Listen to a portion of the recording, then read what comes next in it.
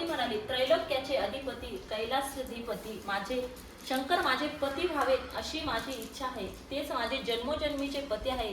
मी दुसऱ्या कुणालाही वरणार नाही. मुली शंकराला लोक ईश्वर मानतात हे मला ठाऊक आहे, पण तो बहुत करून स्मशानात आढळतो, सर्वांगास राख लावतो, सर्पाचे अलंकार घालतो. मुली दक्ष प्रजापती राजाला दामात म्हणून तो आवडला नव्हता.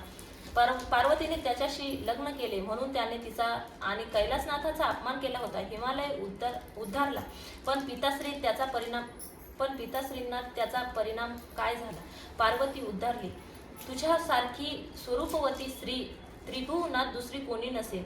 तुला मी श्री विष्णूच देणार नाही, तोच तुझा योग्य वर आहे. हिमालय म्हणाला, नाही, मी शिवशंकराला मनाने वरले आहे. पार्वती ही शिवाची शक्ती आहे असे म्हणून पार्वती त्याला आपल्या सखीला घेऊन अरण्यात निघून गेली. तिथे नदीकाठी बसून तिने वाळूचे शिवलिंग तयार केले. आपल्या सखीला बरोबर घेऊन तिने शंकराची आराधना केली.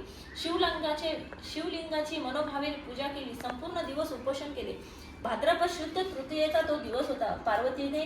पार्वतीची शक्ती पाहून शंकर बटू वेश धरून तिच्या समोर गेले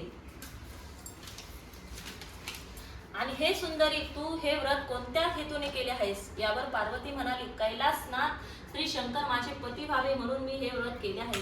ते ऐकून बटूरूपी शंकर म्हणाले, तू तर हिमालय राजाची राजकन्या आहेस. तुला तो वर मुळीच योग्य नाही. श्री विष्णू सर्वगुण संपन्न आहे. त्याला तू वर शंकराचा नाद तू सोडून दे, कारण तो महाक्रोधी आहे. वाघाचे कातडे तो परिधान करतो, सर्पाची भूषणे धारण करतो, स्मशानात वास्तव्य करतो, त्याच्या सभोवती भूतगण असतात. म्हणून तुला मी हे सांगत आहे. हे त्या बटूचे वचन ऐकून पार्वती रागाने खवळली. हे शिवनिंदका, तू इथून चालता हो. तुझे तोंड मला पुन्हा दाखवू नकोस. तू ब्राह्मण आहेस म्हणून मी हे सारे ऐकून घेतले, नाहीतर मी तुला शिक्षा करणार होते.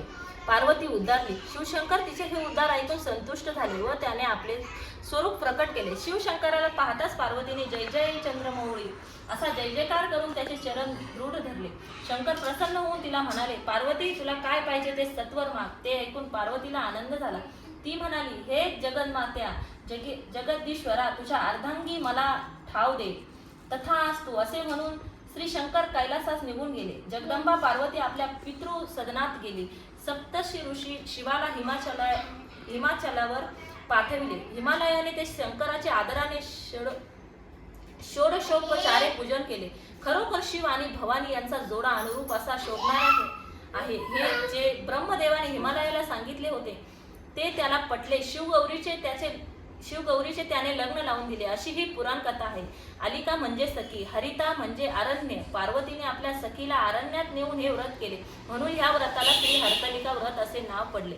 एकदा शिवशंकर आणि पार्वती कैलास पर्वतावर बसली होती, तेव्हा पार्वतीने शिवशंकराला विचारले, नाथ, हे सर्व व्रतामध्ये श्रेष्ठ व्रत कोणते?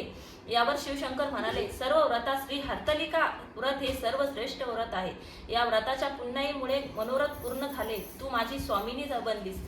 तुम्ही माझे पती व्हावे हीच माझी इच्छा होती, ती पूर्ण झाली. पार्वती म्हणाली, जे कोणी सखीसह पार्वतीची व शिवलिंगाची भाद्रपद शुद्ध तृतीयेला षोडोपचारे पूजा करतील, भक्तिभावाने आराधना करतील, त्याची इच्छा पूर्ण होईल. त्या स्त्रियांचे सौभाग्य वाढेल, त्यांचे जीवन सुख समृद्ध होईल, त्यांना संतती संपत्ती प्राप्त होईल. शिवशंकर म्हणाले, अशी ही हरतालिकेची कहाणी.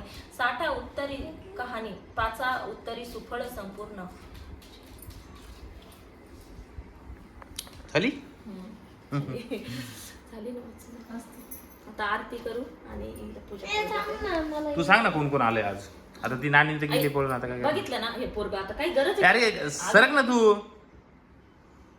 कशासाठी पेटवायचंय ते? पूजा करायची.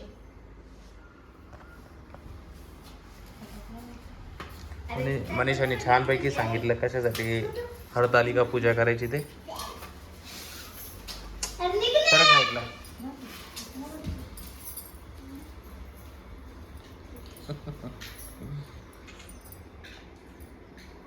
खूप भारी वाटतं पण पूजा बिजा केल्यावर. खरंच ना, मन प्रसन्न होतं. आरती केली असते आणि एकदम पूजा. नाही तर कर तू पूजा, मग आपण आरती करू. चल.